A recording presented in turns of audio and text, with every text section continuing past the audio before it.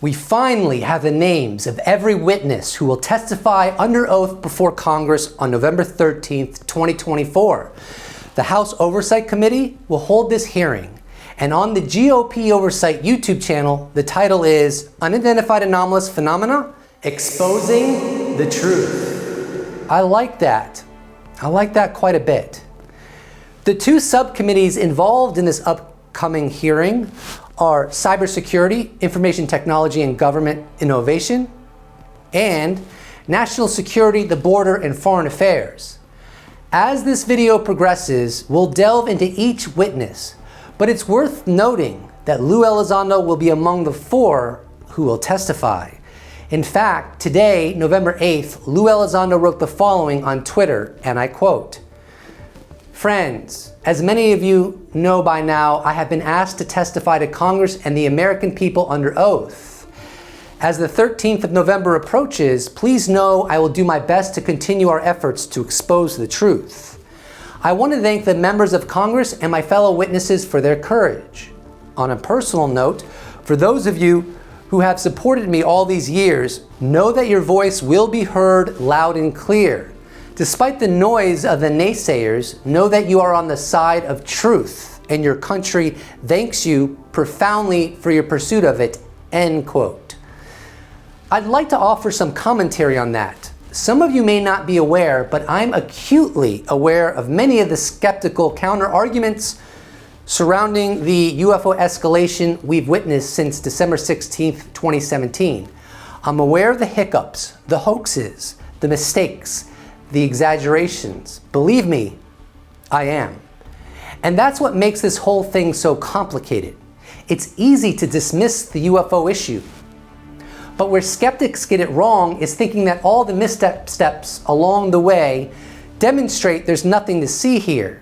I would counter that while those missteps are real, they don't erase all the compelling, albeit non-smoking gun, evidence that has emerged over the decades.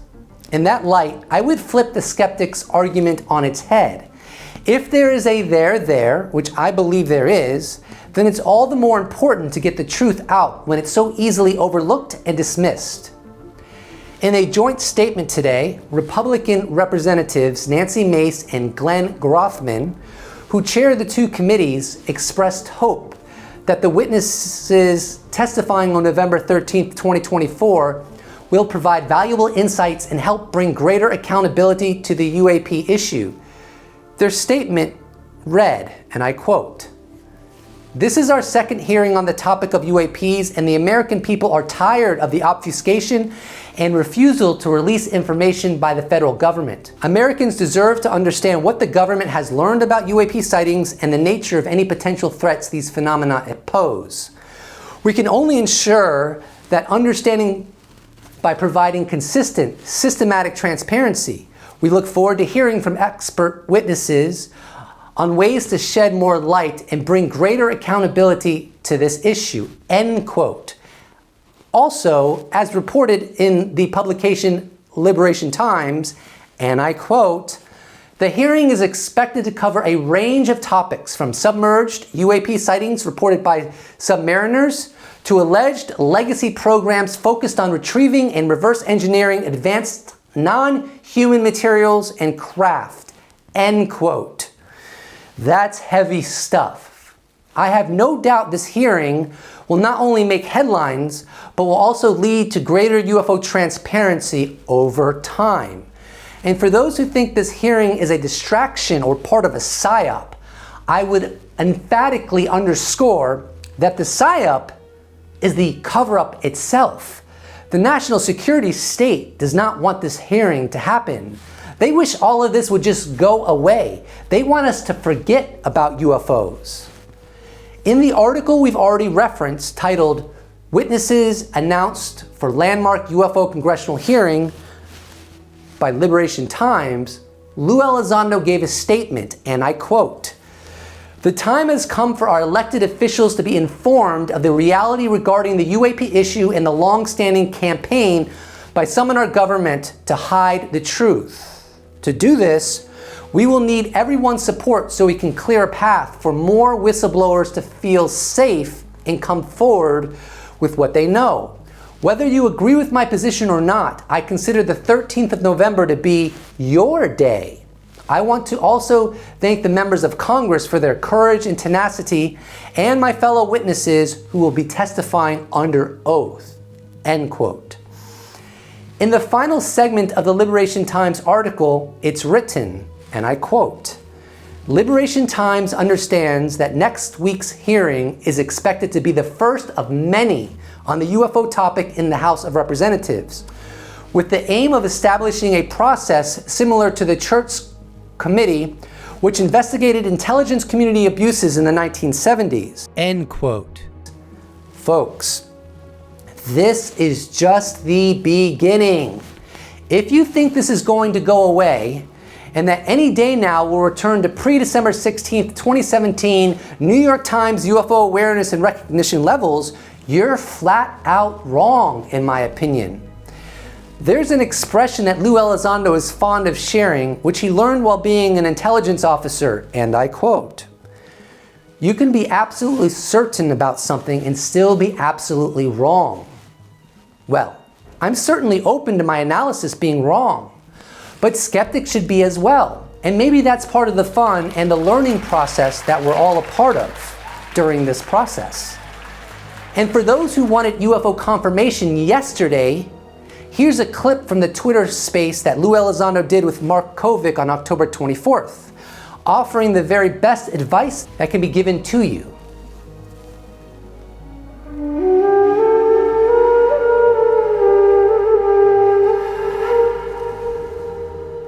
Remember when I first came out, I said, guys, this is a marathon. It's not a sprint. If you're looking for instant gratification, which, by the way, no, you're not, but some people are, tune out for 5 years and then tune back in and see where we are in the conversation. In other instances, Lou has said that if you need instant gratification, go learn the violin for 5 years and then come back. So we are still in the process. No one is predicting that we're going to get confirmation on November 13th. However, I do think we will make serious progress. And I do think that this upcoming hearing will create new leads for investigative journalists. As this topic becomes more mainstream and taken more seriously, and as whistleblowers feel more comfortable to come forward, and as awareness of this topic increases among the American populace and the world populace, there's going to be far more pressure to get to the bottom of this. And it's going to build and accelerate, which will lead to more news story, more investigation by journalists, more whistleblowers coming forward, more pressure for governments, including the United States government, to be transparent on this topic. So while I'm not promising UFO confirmation on November 13th, I do anticipate that this hearing will increase the progress moving forward. So you already know that Lou Elizondo is one of the witnesses. Another one of the witnesses is journalist Michael Schellenberger, who broke the Immaculate Constellation story. It was reportedly established to detect and quarantine the military's most compelling UAP imagery, videos, eyewitness accounts, and electronic sensor evidence. That's really interesting. Basically a way to keep it very compartmentalized in one place, and certainly away from the paws of Congress. In the following clip from the October 8th reality check with Ross Coulthart, Schellenberger, who will be one of the witnesses along with Lou Elizondo for this upcoming hearing, talks about how Congress has to get their act together in getting to the bottom of the allegations. But look, the bottom line here is that Congress needs to show some backbone. The Inspector General of the intelligence community said that whistleblower David Grush's testimony was both urgent and credible in July of 2022. Well, it's over over 2 years ago. Grush is testifying in front of Congress. What's happening? I think that ultimately it's up to journalists like you and me and these brave whistleblowers to and the public to demand that Congress act and do its job and demand transparency and accountability by an intelligence community that on various issues, not just UAPs, is out of control, as outside of congressional supervision. So, as you might recall from the Liberation Times article, it was written, Liberation Times understands that next week's hearing is expected to be the first of many on the UAP topic in the House of Representatives, with the aim of establishing a process similar to the Church Committee, which investigated intelligence community abuses in the 1970s. Now, what Schellenberger just conveyed was Congress needs to act and do its job, demand transparency and accountability outside of congressional supervision. Now, why is this connected? Here's why this is connected. This hearing that's going to happen on November 13th is going to make it much clearer that Congress is not being told about the UFO issue, and that there are efforts within the United States government, within the intelligence community, to understand UAP that are not being shared with Congress. Now, what happens when we have this next hearing is that awareness will obviously raise. Look how much awareness increased from the July 2023 hearing with David Grush. This is only going to add to that. And so it's kind of like a symbiotic relationship. Every hearing we have, or a feedback loop, every hearing we have makes the urgency to get to the bottom of this increase and bolsters Congress to feel justified to continue striving to pursue an answer to this. How will they do that? Well, one way they'll do that is by continuing to have hearings. So one hearing will lead to the next hearing, will lead to the next hearing, will lead to the next hearing. And I anticipate that we will get better and better witnesses as we go. It's a runaway disclosure train. Now look, if there's no there, we will discover that, right? That if the cynics and skeptics are correct, which they might be, then we will discover that. But if there truly is a conspiracy and the U.S. government has been lying about UFOs for decades, likewise, we will discover that. Now let's get into the third witness, someone we already knew was going to be in the hearing. That is former Rear Admiral Timothy Gallaudet, as well as a former National Oceanic and Atmospheric Administration head. Tim Gallaudet is probably going to talk a lot about USOs, that's unidentified submerged objects, as opposed to UFOs, unidentified flying object, or UAP, unidentified anomalous phenomena, which I guess could actually fulfill the criteria of being underwater, because it used to be aerial and then it later got changed to anomalous, which allows for more variety.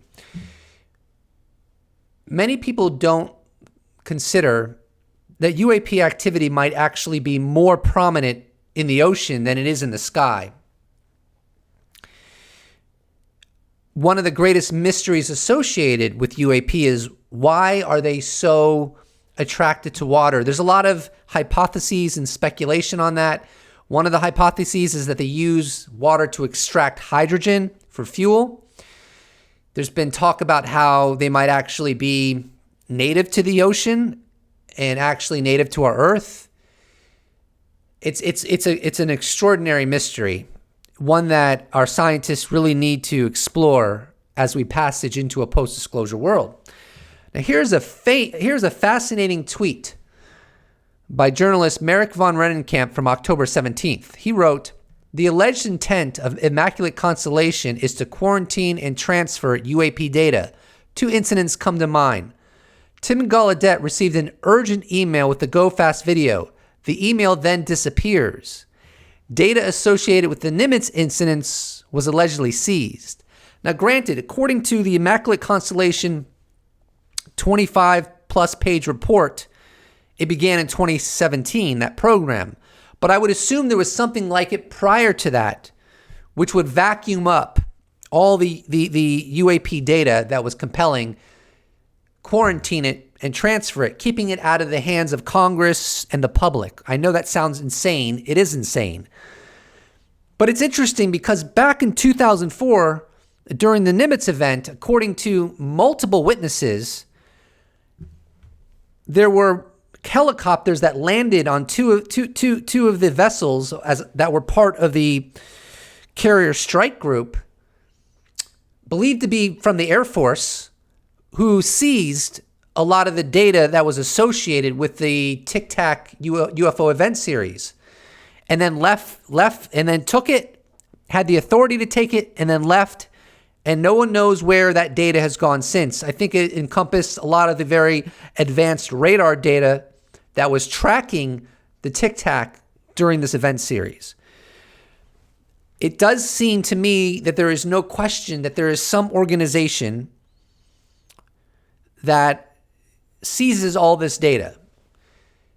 I'm sure they use all kinds of modalities to acquire this data, but they seem to be behind the orchestration of it. I don't know. It's very complicated, and we'll learn a lot more during the hearing within days.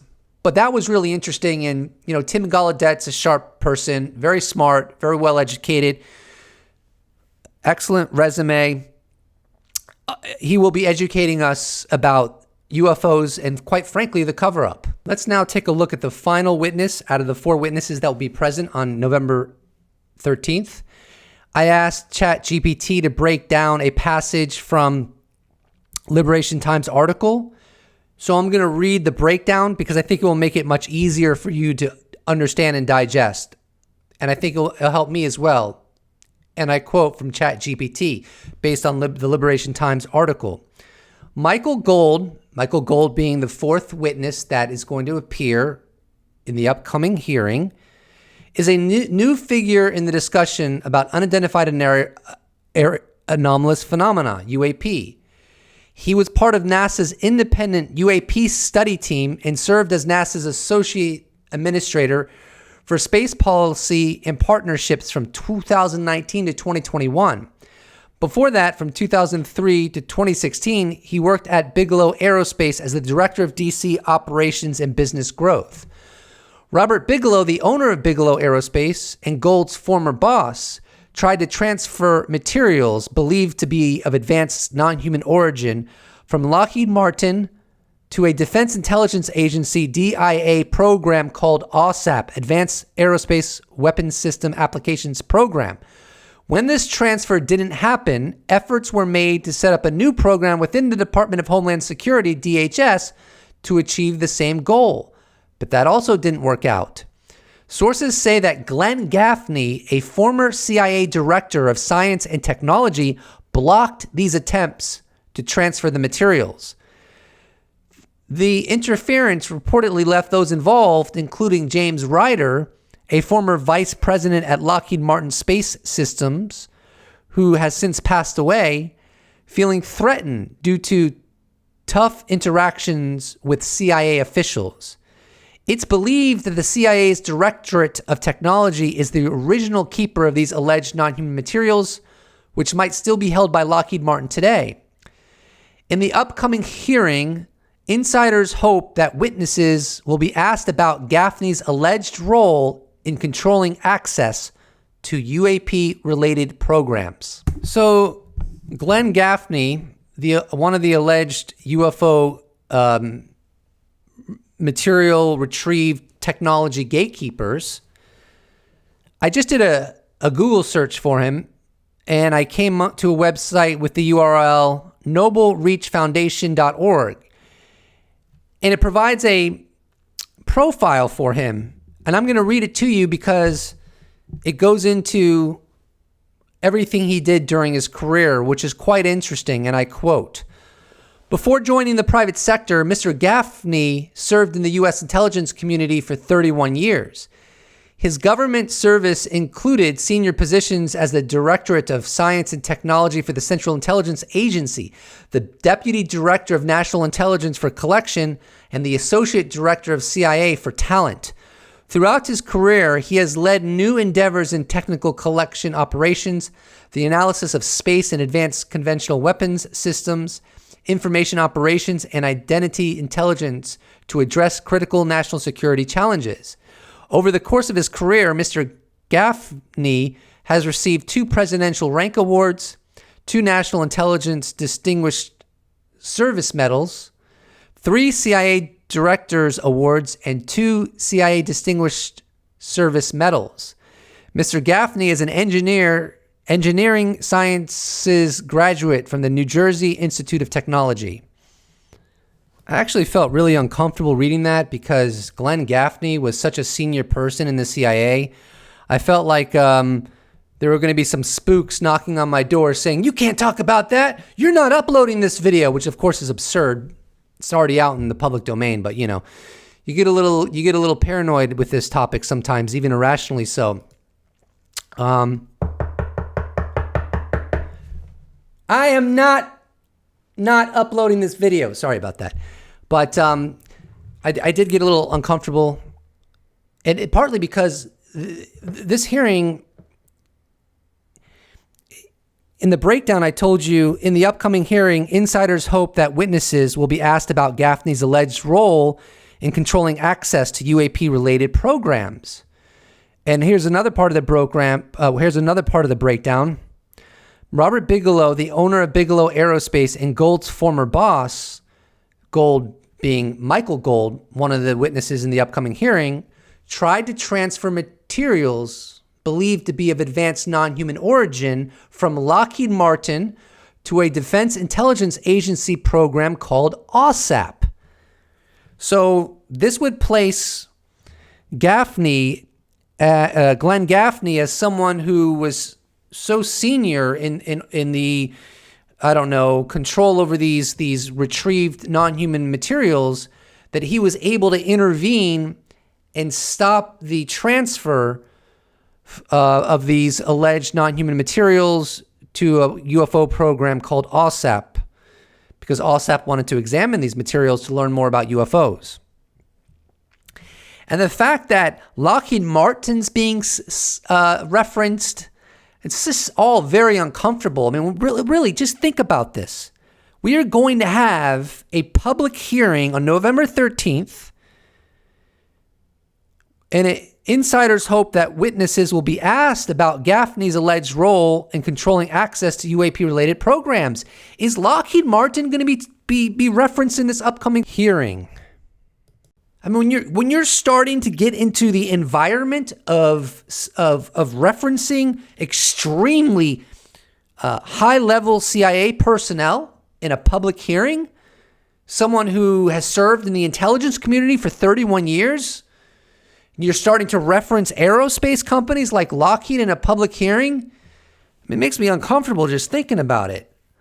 It just does. It's just, there's a lot of weight to this. These are heavy accusations.